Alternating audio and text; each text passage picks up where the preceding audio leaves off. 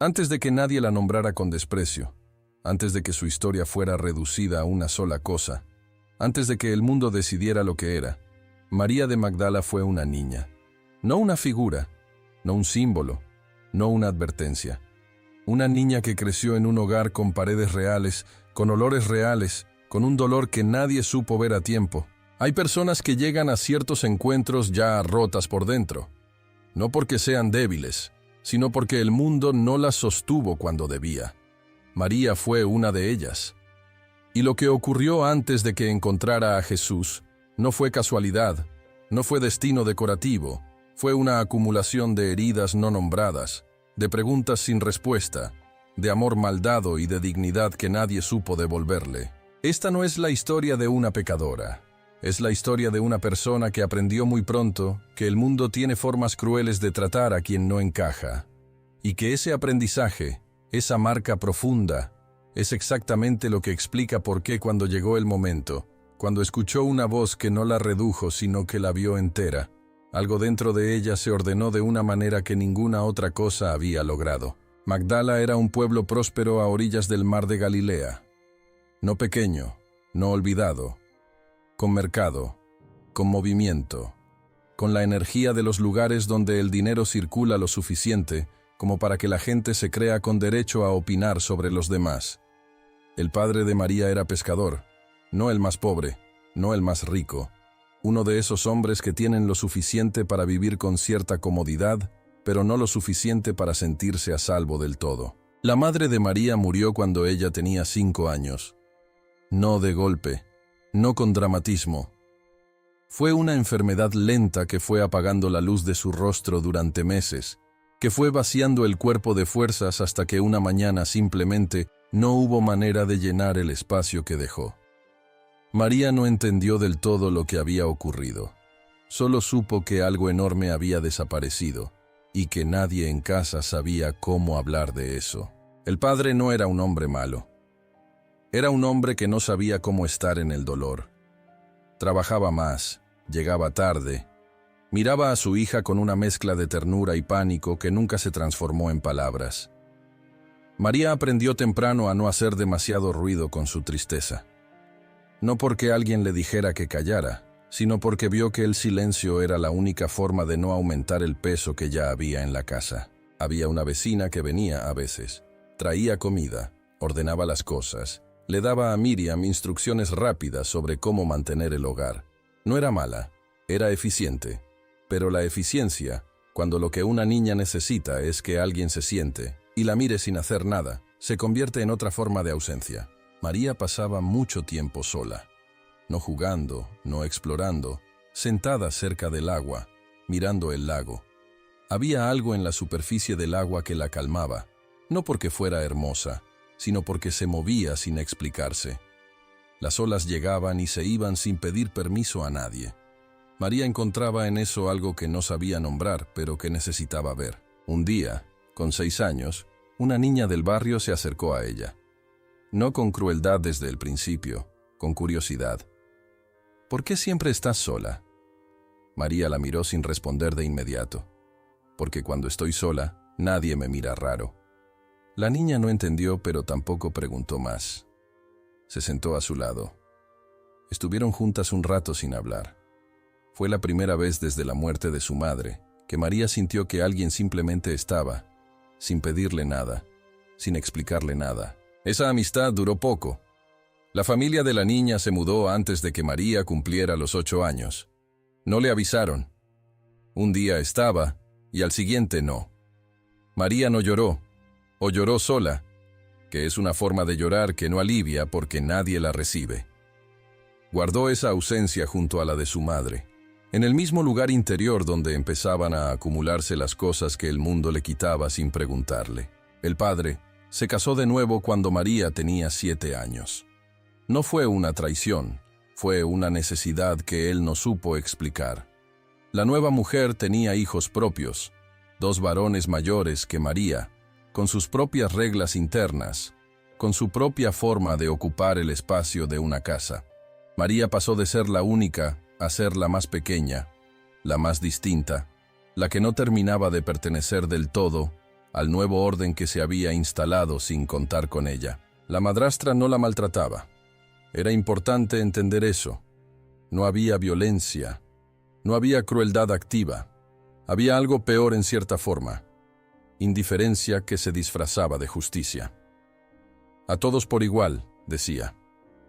Pero a todos por igual en una casa donde todos no eran iguales significaba que María siempre recibía lo que sobraba después de que los demás habían tomado lo que necesitaban. María lo observaba todo.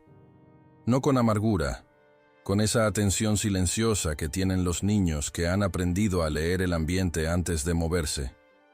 Sabía cuándo era buen momento para pedir algo y cuándo era mejor no abrir la boca. Sabía qué gestos hacían que su padre la mirara un segundo más de lo habitual y cuáles lo incomodaban.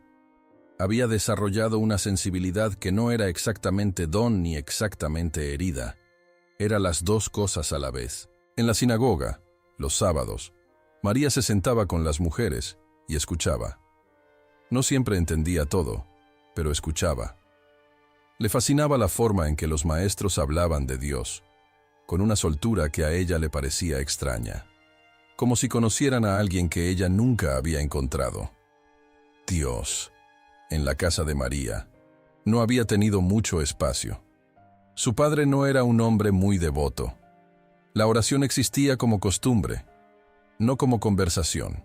Una mañana, un maestro anciano leyó un pasaje que María no olvidaría. Hablaba de los que están rotos de corazón, de los que el mundo aplasta. Decía que Dios los ve.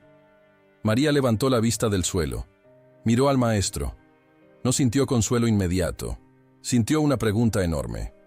Si Dios los ve, ¿por qué no hace nada? No lo dijo en voz alta. Aprendió a guardar las preguntas que hacen sentir incómodos a los demás. A los 9 años tuvo la primera crisis que nadie supo cómo llamar. No era locura. No era brujería. Aunque años después algunos le pondrían nombres de ese tipo. Era una angustia que la desbordaba, que llegaba sin aviso, que le hacía sentir que el suelo se movía aunque estuviera quieto, que los sonidos se volvían demasiado cercanos, que todo pesaba de una manera que no tenía explicación visible. Su padre llamó a una mujer del pueblo que sabía de hierbas y remedios. Le dio algo a beber. Pasó, pero volvió. Cada vez que ocurría, el mundo de la casa reaccionaba con el mismo patrón. Primero el susto, luego el intento de solución rápida, luego el silencio incómodo que seguía durante días. Nadie se sentaba con María a preguntarle cómo estaba por dentro. Nadie le pedía que describiera lo que sentía. La crisis era el problema, y cuando pasaba, se consideraba resuelta. Pero María seguía siendo la misma niña que había sido antes, con las mismas preguntas sin responder, con el mismo espacio interior lleno de cosas que no tenían a dónde ir. Lo que María necesitaba no era una cura. Necesitaba que alguien la mirara y dijera: lo que sientes es real y no te hace extraña y no estás sola en eso. Nadie se lo dijo. No por maldad, por desconocimiento. El mundo en el que vivía no tenía lenguaje para eso. A los 11 años empezó a ir al mercado a ayudar con la venta del pescado. No era un trabajo duro en términos físicos, pero sí en términos de lo que observaba. El mercado era un espacio donde todo se compraba y vendía, incluidas las miradas. María aprendió pronto que su presencia generaba comentarios que no generaba la presencia de un varón. Aprendió qué tipo de atención venía de la admiración y qué tipo venía del cálculo.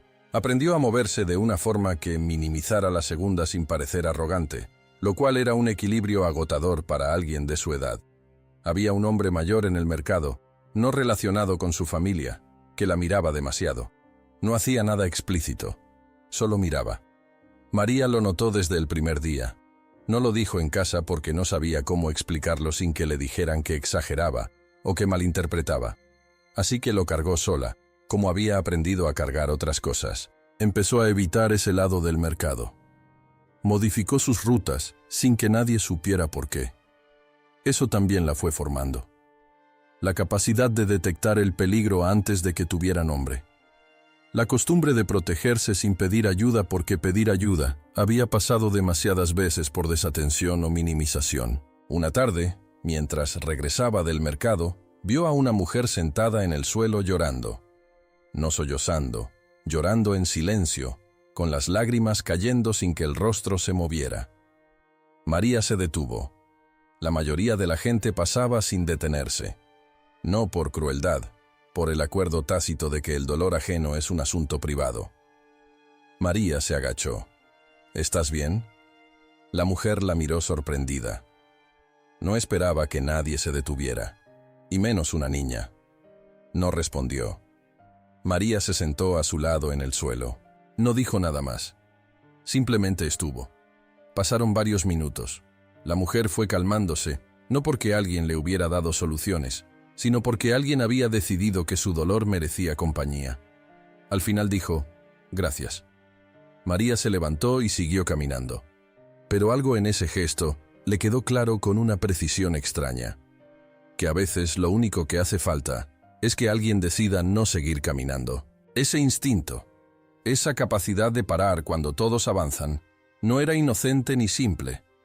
Era el resultado de haber sido invisible demasiadas veces. Nadie se detiene a ver a los demás si antes alguien se ha detenido a verlos a ellos, o si han sentido tan profundamente lo que significa que nadie lo haga. Los años que siguieron fueron años de superficie tranquila y de interior turbulento. María aprendió a funcionar.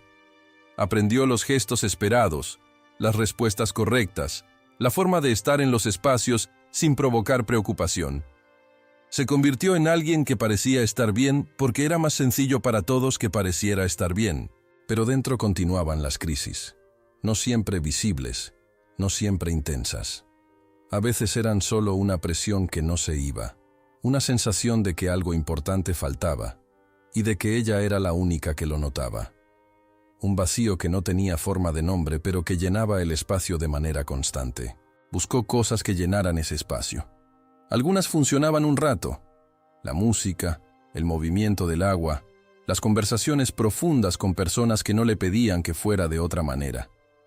Pero eran alivios temporales, no cura. Y cada vez que el alivio pasaba, el vacío retornaba con la misma presencia de siempre. No era una mujer sin recursos, era una mujer con demasiados recursos interiores y sin el contenedor adecuado para sostenerlos.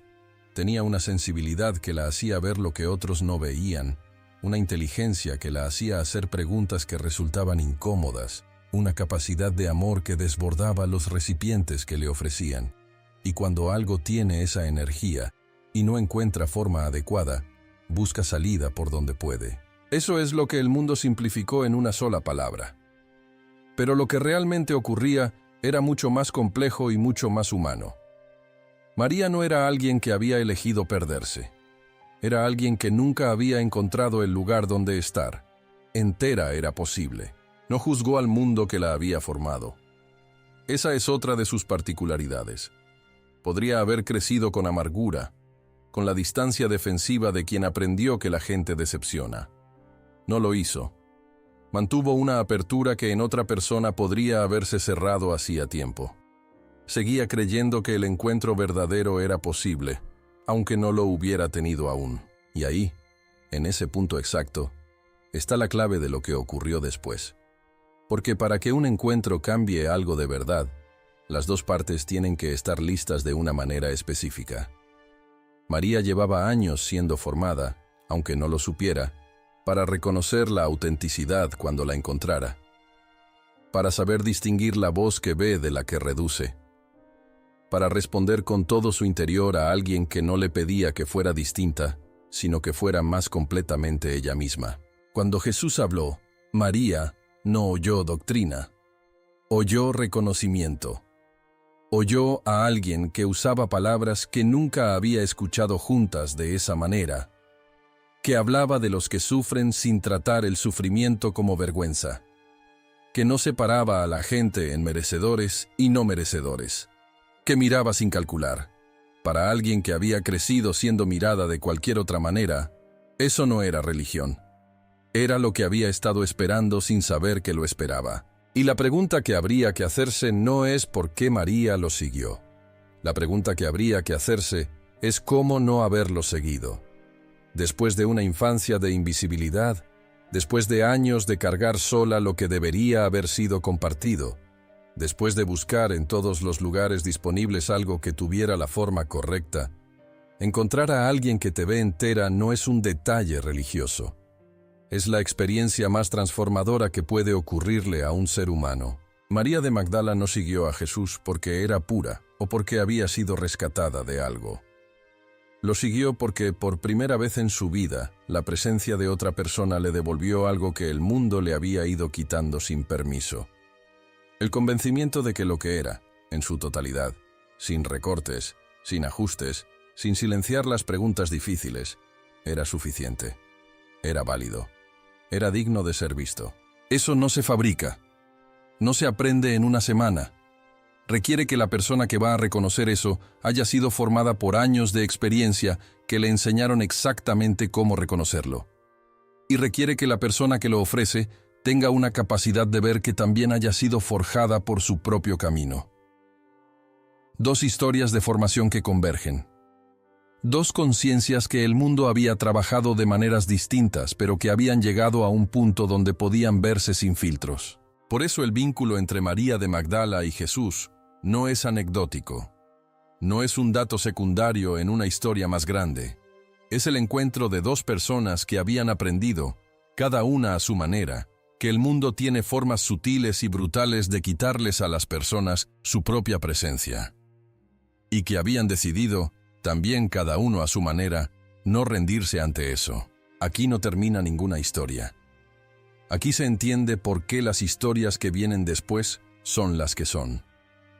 Porque nada de lo que ocurrió en los años que todos conocen puede comprenderse sin lo que ocurrió antes, en los años que nadie contó.